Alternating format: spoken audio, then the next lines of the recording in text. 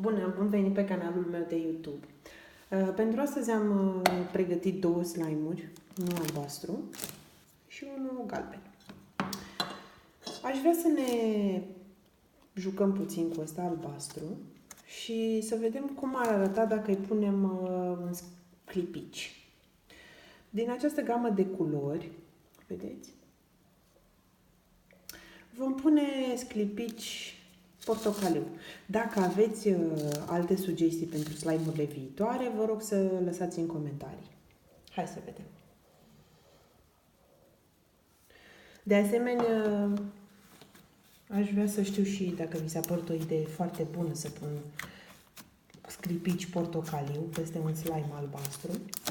Până acum arată destul de interesant. Ia să vedem.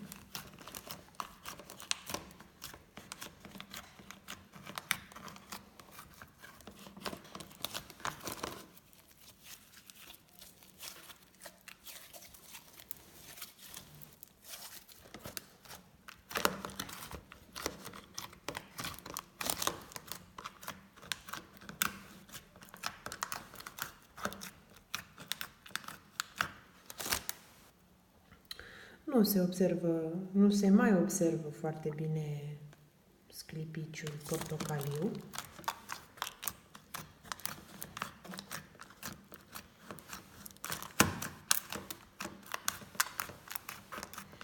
Dar are o textură extrem de interesantă, zic eu.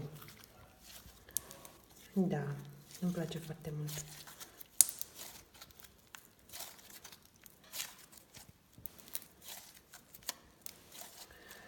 Așadar, dacă vă place, like, subscribe, comment. O să revin cu rețete de slime-uri. Zic eu că vin cu ceva diferit. Pe data viitoare și pupici!